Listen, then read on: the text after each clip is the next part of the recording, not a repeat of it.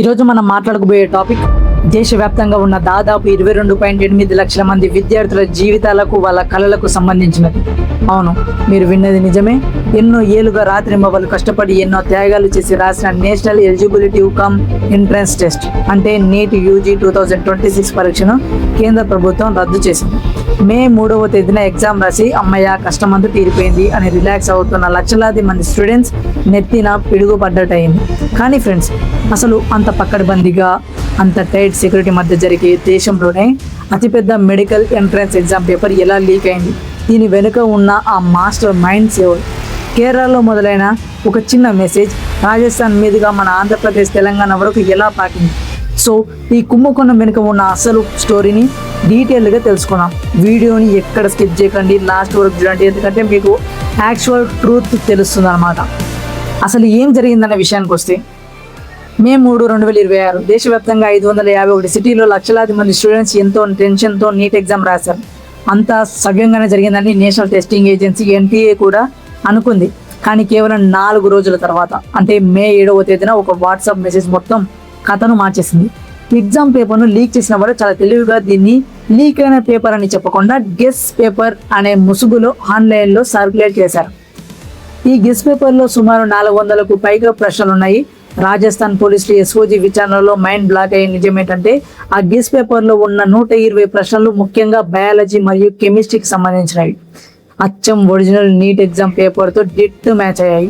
ఒక జాతీయ స్థాయి పరీక్షలో 120 ప్రశ్నలు యాదృచ్ఛికంగా మ్యాచ్ అవ్వడం అసాధ్యం కదా. అప్పుడే అధికారులకు అర్థమైంది ఇది గెస్ పేపర్ కాదు, పక్కాగా స్కెచ్ వేసి లీక్ చేసిన అసలు పేపర్ అని.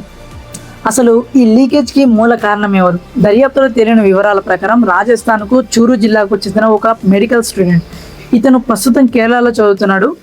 ఇతడి దగ్గర ఈ పేపర్ బయటపడింది. మే 1వ తేదీన ఈ స్టూడెంట్ తన ఫ్రెండ్కి ఈ పేపర్ను రాజస్థాన్లోని సీకర్ జిల్లాకు పంపించాడు.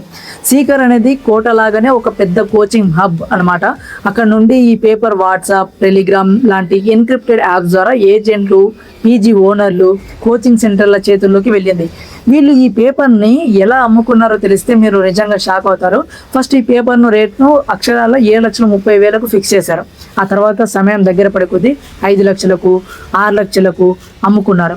ఇక ఎగ్జామ్ జస్ట్ 42 గంటల ముందు ఎంత వస్తే అంత లాభం అని కకృతిపడి ఈ పేపర్ను కారు చౌకగా కేవలం 20,000 నుంచి 30,000 రూపాయలకు వాట్సాప్లో అమ్మేశారు. ఇంత తక్కువ రేటుకి దొరకడంతో స్టూడెంట్స్ దీన్ని విపరీతంగా షేర్ చేస్తారు. రాజస్థాన్ పోలీసులకు దొరికిన వాట్సాప్ మెసేజ్లపై ఫార్వర్డెడ్ మినిట్ టైమ్స్ అనే ట్యాగ్ ఉండటం ఈ కుంభకోణం ఎంతలా వ్యాపించిందో స్పష్టం చేసింది. ఫ్రెండ్స్, ఇది కేవలం రాజస్థాన్కి మాత్రమే పరిమితం కాలేదు. నాసిక్, మహారాష్ట్రకు చెందిన ఆయుర్వేద విద్యార్థి శుభం ఖైరర్ ఈ పేపర్ను హార్డ్ కాపీగా తీసుకొని డిజిటల్ చేసి హర్యానాలోని గురుగ్రామ్కు పంపాడు. అక్కడి నుండి ముద్రించబడిన సెట్స్ మన ఆంధ్రప్రదేశ్, తెలంగాణ, జమ్మూ కాశ్మీర్, బీహార్ రాష్ట్రాలకు చేరాయి. ఈ నెట్వర్క్ను ఛేదించిన దర్యాప్తు సంస్థలు ఈ స్కామ్కి మాస్టర్ మైండ్ అయిన మానిష్ యాదవ్ను జైపూర్లో అరెస్ట్ చేశారు. నాసిక్లో శుభం ఖైరర్ను, పూణే నుంచి పారిపోయి తలదాచుకున్న ధనంజయ్ లోకాండేను కూడా అదుపులోకి తీసుకున్నారు. ఇప్పుడు ఈ కేసును కేంద్ర ప్రభుత్వం ఫుల్ డీటెయిల్గా ఎంక్వైరీ కోసం సెంట్రల్ బ్యూరో ఆఫ్ ఇన్వెస్టిగేషన్ CBIకి అప్పగించింది.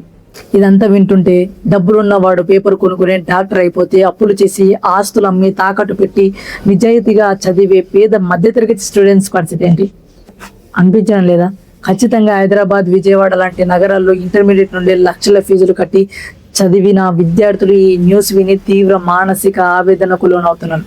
హైదరాబాద్కు చెందిన రేహమన్ అనే నీట్ విద్యార్థి చెప్తున్నాడు ఏంటంటే, ఫస్ట్ ఎగ్జామ్ రద్దు అన్నప్పుడు రాజస్థాన్లోనే అనుకున్నాం, కానీ దేశవ్యాప్తంగా రద్దు అనగానే షాక్ అయ్యాం. అసలు ఎగ్జామ్ టెన్షన్ తట్టుకోలేక ఎప్పుడెప్పుడు రిలాక్స్ అవుదామా అనుకున్నాం.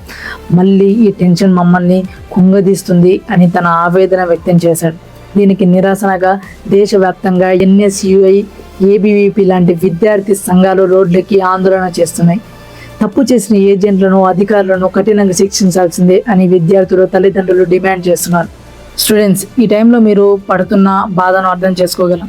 కానీ మీకు ఒక గుడ్ న్యూస్ లేదా ఊరటనిచ్చే విషయం ఏంటంటే, కేంద్ర విద్యాశాఖ మంత్రిత్వ శాఖ మరియు NTA అఫీషియల్స్ చెప్పిన దాని ప్రకారం రద్దయిన ఈ ఎగ్జామ్ను మళ్ళీ పకడ్బందీగా నిర్వహించబోతున్నారు. మళ్ళీ ఫీజు కట్టాలా అనే విషయానికి వస్తే అసలు అవసరం లేదు. పైగా మీరు ముందు కట్టిన ఫీజును కూడా NTA రీఫండ్ చేయబోతుంది. మళ్ళీ అప్లై చేయాలా అంటే లేదు, మీ పాత రిజిస్ట్రేషన్, మీ ఎగ్జామ్ సెంటర్ క్యాండిడేచర్ అన్నీ అలానే ఉంటాయి. కొత్తగా ఎవ్వరు అప్లై చేయాల్సిన పని లేదు. ఎగ్జామ్ ఎప్పుడు అన్న విషయానికి వస్తే కొత్త ఎగ్జామ్ డేట్స్ మరియు కొత్త అడ్మిట్ కార్డులను త్వరలో NTA వాళ్ళ అఫీషియల్ వెబ్సైట్ ద్వారా ప్రకటిస్తారు. సో ఫ్రెండ్స్, కష్టపడి చదివిన వాళ్ళకి ఇది ఖచ్చితంగా అన్యాయమే. ఒకరిద్దరు చేసిన తప్పుకి 22 లక్షల మంది బలి కావాల్సి రావడం నిజంగా బాధాకరం. కానీ అవినీతితో ఎవరు ఒకరు సీటు కొట్టేయడం కంటే ఇలా మళ్ళీ ఎగ్జామ్ జరగడం వల్ల నిజమైన ప్రతిభ ఉన్న వాళ్ళకి సీటు దక్కుతుంది కదా. మీ ప్రిపరేషన్ ఆపకండి, ఈ టైంలో రివిజన్ కోసం వాడుకోండి. అండ్ తప్పు చేసిన వాళ్ళకు CBI ఖచ్చితంగా తగిన శాస్తి చేస్తుంది. ఈ ఇష్యూ మీద మీ అభిప్రాయం ఏంటి? పేపర్ లీక్ చేసిన వాళ్ళకు ఎలాంటి శిక్ష పడాలనుకుంటున్నారు? కింద కామెంట్ సెక్షన్లో తప్పకుండా తెలియజేయండి. మళ్ళీ ఎగ్జామ్ రాయబోతున్న స్టూడెంట్స్ అందరికీ ఆల్ ది వెరీ బెస్ట్. ఈ వీడియో మీకు ఇన్ఫర్మేటివ్గా అనిపిస్తే ఖచ్చితంగా లైక్ చేయండి. నీట్ రాసే మీ ఫ్రెండ్స్ అండ్ ఫ్యామిలీ మెంబర్స్కి షేర్ చేసి వాళ్ళకి ఒక క్లారిటీ ఇవ్వండి. ఇలాంటి మరిన్ని informative and genuine latest updates కోసం మన ఛానల్ని సబ్స్క్రైబ్ చేసుకోవడం మర్చిపోకండి. This is Srikanth and signing off. Bye bye.